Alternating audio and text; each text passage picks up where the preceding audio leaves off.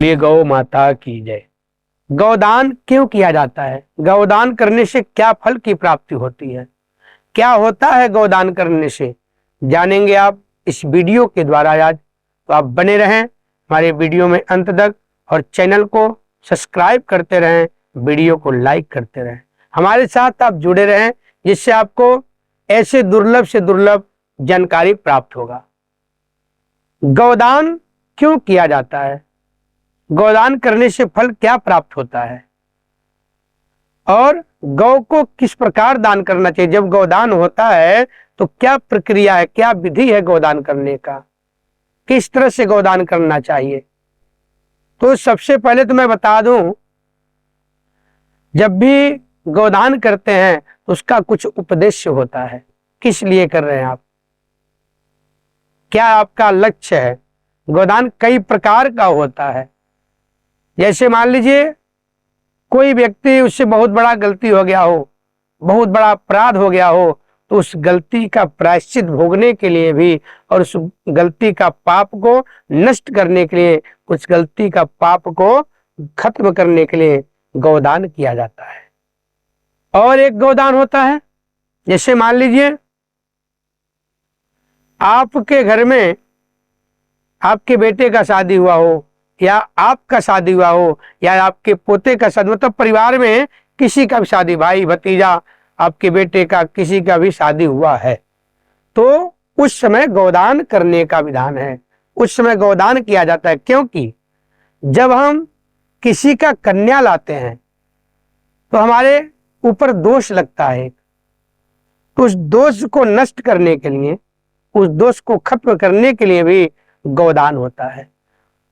तो बड़े बड़े जो विद्वान हैं, ब्राह्मण लोग हैं, शादी जब होता है उसी दौरान एक गौदान कर दिया जाता है, उसी समय गौदान कर दिया जाता है। लेकिन मैं एक चीज और बताऊंगा, अगर आप गाय खरीद करके किसी को दान करते हैं उसका फल अलग है, अगर आप दक्षिणा दे करके उसके निमित्त में गाय का दक्षिणा देते हैं उसका फल अलग है।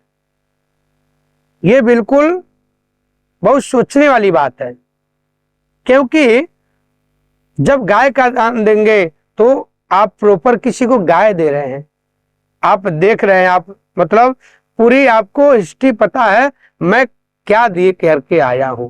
और जब पैसे देते हैं तो उसका पैसे का गाय आएगा या क्या होगा कुछ पता नहीं होता है। तो आप लोग गौदान जो करते हैं, गाय खरीद करके दान करते हैं, या जिसको दान करना उसको बोल रहे हैं आप ले आओ गाय लेके आइए, मैं आपको दान करूंगा, तो उसका फल अलग होता है। तो जो पैसे दे करके ऐसे ही नॉर्मली पैसे कुछ दे दिए, बोलिए गौदान का संकल्प कर दीजिए, तो अलग हो, विषय अलग हो गया, बिल्कुल अलग है। पहले तो बिल्कुल गाय को ही दान किया जाता था, क्योंकि देखा जाए तो आज के कुछ दशक पहले चले आइए पीछे आप, तो हर घर में गाय होती थी, हर घर में आपको गाय मिलती थी। लेकिन आज समय बदल गया है, हर घर में गाय बिल्कुल पॉसिबल भी नहीं है और व्यवस्था भी नहीं हो पाता है। तो अब के हिसाब से अगर कर रहे हैं तो अब भी गाय ही ला करके दान करना चाहिए, इससे आपको बहुत अधिक फल प्राप्त होगा। कई सारे दोषों को नष्ट कर देती है गाय, क्योंकि आपको पता होगा गाय के शरीर में सभी देवी देवताएं वास करते हैं। जितने भी अपने पृथ्वी लोक पे, स्वर्ग लोक पे, पाताल लोक पे देवी देवता रहते हैं, सभी देवी देवताओं का, 33 कोटि देवी देवताओं का गाय के अंदर वास होता है। यहाँ तक कि गाय के पैर से लेकर के, गाय के पूंछ से लेकर के हर अंग में देवी देवताओं का वास है। आप समझ सकते हैं गाय का दान करने से, गाय का सेवा करने से कितना अच्छे फल की प्राप्ति होता होगा, कितना अधिक पुण्य प्राप्त होता होगा। क्योंकि आप 33 कोटि देवी देवताओं को बिल्कुल प्रसन्न कर रहे हैं, उनका आप सेवा कर रहे हैं, सभी देवी देवताओं का स्वयं उनका पूजन कर रहे हैं, स्वयं उनको खाना खिला रहे हैं, क्योंकि वो लोग गाय के शरीर में पहले से विद्यमान है, पहले से ही विराजमान है। अब मैं आप लोगों को जो विशेष बात है गौदान का उसको मैं बता देता हूं। गौदान जब किया जाए तो मैं बता ही दिया, गाय खरीद के लाएं फिर आप गौदान करें। अब दूसरा मैं बता देता हूं, पहले संकल्प करना चाहिए कुछ दिन पहले, मैं गौदान करूंगा और ये मेरा लक्ष्य है, इस कार्य के लिए मैं गौदान करना है मुझे, ये बिल्कुल स्पष्ट होना चाहिए। क्योंकि आप जब गौदान करेंगे या तो बिल्कुल आप कोई मनसा ही न रखिए, कोई भी कामना ही मत रखिए, बिल्कुल ऐसे दान कर दीजिए, उसका भी फल मिलता है और ज्यादा फल मिलता है। लेकिन अगर कोई पर्पज है, कोई आपका ऐसा लक्ष्य है, किसी के निमित्त दान कर रहे हैं, तो उस जो आपका लक्ष्य है, जिस काम के लिए कर रहे हैं स्पष्ट होना चाहिए, इस काम के लिए हम गौदान कर रहे हैं। संकल्प में बोलना भी है, इसलिए हम गौदान कर रहे हैं और ये मेरा काम सिद्ध हो और ये हमें फल प्राप्त हो, इस वर्ड को पूरा बोलना होता है, उच्चारण करना होता है। तो आप लोग पहले तो मानसिक रूप से एक संकल्प ले लें, मैं गौदान करूंगा और इस काम के लिए करूंगा। या घर में कोई मृत्यु हो जाता है, उसमें भी गौदान का विधान है, क्योंकि जब मृत्यु होता है तो शव को जलाया जाता है।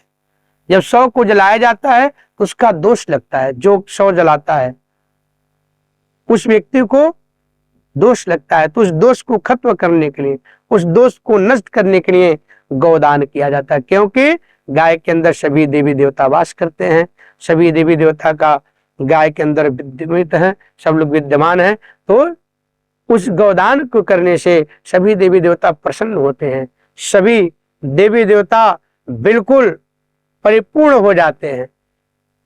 इसलिए गौदान करने से बड़े से बड़े पाप नष्ट हो जाते हैं। जैसे मान लीजिए आप बहुत बड़ा कोई पाप कर दिए और आप अपने मन में प्रायश्चित कर लिए, उससे तो बहुत बड़ी गलती हो गई, बहुत बड़ा भूल हो गया, आपने 10 लोगों को बताया, तो उससे भी धीरे धीरे उसका पाप छीड़ होता है, पाप कट जाता है। और आप कोई बुरा कर्म कर दिए और बुरा कर्म कर दिए, बता दिए, तो उसका जो है धीरे धीरे वो बुरा कर्म धीरे धीरे खत्म होने लगता है, और अच्छा कर्म करके बताते हैं तो वो भी छीड़ होने लगता है। क्योंकि आपने तो बता दिया, लेकिन आपने उस पर सहानुभूति दिखाया, आपने सोचा हम एक काम करके बहुत जो है अच्छा कर दिए और बहुत ही भलाई कर दिए किसी का, तो वहां पे आपका जो भी अच्छा काम किए हो, मैं कह रहा हूं किसी सहयोगी किए हो, किसी को कपड़े दे दिए पहनने के लिए गरीब व्यक्ति को, किसी के पास भोजन नहीं है भोजन दे दिए, तो अगर वो 10 लोगों को बताएंगे तो धीरे धीरे आपका जो पुण्य है वो खत्म हो जाता है, नष्ट हो जाता है। इसीलिए हर जगह शास्त्र बताया है, शास्त्र प्रमाणित किया है, दान पुण्य धर्म कर्म तीर्थ यात्रा किसी को बताना नहीं चाहिए, सब गुप्त रखना चाहिए। अगर आप गुप्त रख रहे हैं तो उसका अक्षय फल का प्राप्ति होता है, बहुत अधिक फल आपको प्राप्त होता है। फिर अपने मन में आप एक मानसिक संकल्प ले लिए, गौदान में कर रहा हूं। उसके बाद आप गाय को ले आए, गाय का पूंछ पकड़ करके, कुछ सामग्रियां होती है जैसे पुष्प हो गया, गंगा जल हो गया, और भी चीजें रहती हैं, धूप, एक गाय के घी का जोत जलाया जाता है। फिर पूंछ पकड़ करके गाय का संकल्प किया जाता है, मैं गाय दान कर रहा हूं। उस गाय का जो नाम होता है, जो उसका वर्ण होता है, उस गाय का वर्ण का वहां पे उल्लेख होता है, उच्चारण होता है, और गाय का नाम बोला जाता है। किसको दे रहा हूं गाय, कौन दे रहा है गाय, कौन दान कर रहा है, कौन दान ले रहा है, उसका भी नाम वहां उच्चारण किया जाता है। जैसे मान लीजिए जब संकल्प होता है तो बोलते हैं मम द्वारा गौदान करिष्यामि, और किसको हम दे रहे हैं उसका नाम लेंगे, इस व्यक्ति को मैं गौदान कर रहा, ये हो गया।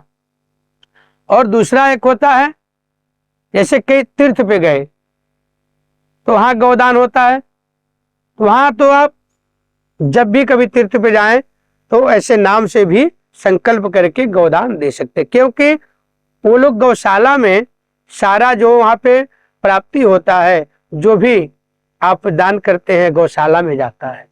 बड़े बड़े तीर्थों में उन तीर्थों के नाम से अतिरिक्त वाले जो ट्रस्ट हैं सब लोग गौशाला खोल के रखते हैं, तो सीधे गाय जो वहां पे रखी गई है गौशाला में, आपका दान किया हुआ पैसा वहां जाता है। उस पैसे से गाय का चारा, गाय का सारा खाने का सामग्री वो लोग ला करके गाय का सेवा करते हैं। बहुत जगह ऐसा है, बड़े बड़े तीर्थों में, बड़े बड़े जो आश्रम हैं वहां गौशाला का व्यवस्था अलग से रखा गया है।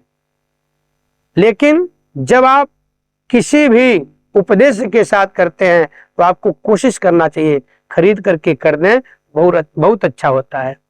अब मैं आपको भी बता दिया, बड़े से बड़े पाप नष्ट हो जाते हैं। बड़े से बड़े गलतियों का हम लोग जो दोष होता है उसको गौदान करके नष्ट कर सकते हैं, क्योंकि गौदान करने का इतना ज्यादा फल प्राप्त होता है।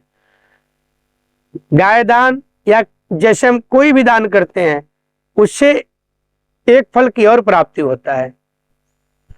जब हमारा अंत समय आता है तो सबका उपदेश है, सब लोग का सोच है, सब लोग यही चाहते हैं हम लोग स्वर्ग में जाएं, हम लोग भगवान श्री हरि परम पिता परमात्मा के चरणों में वास करें, उनके चरणों में निवास करें। तो गौदान करने से भगवान श्री हरि परम पिता परमात्मा के चरणों का भी रज का स्थान मिलता है, चरण धूल में वहां वास करने का स्थान मिलता है। और भी इससे रिलेटेड मैं आगे वीडियो में आप लोगों को बताऊंगा। आज गाय का जो विशेष महत्व है वो मैं बता दिया, गोदान करने से क्या फल का प्राप्त होता है। तो आप बिल्कुल इसी प्रकार से गौ का दान करें और संकल्प अवश्य करना चाहिए। सामने गाय को खड़ा करके उसका पूंछ पकड़ के संकल्प करना चाहिए, अपना उपदेश और जो भी कामना है अपने मन में उच्चारण करना चाहिए। बोलिए गौ माता की जय।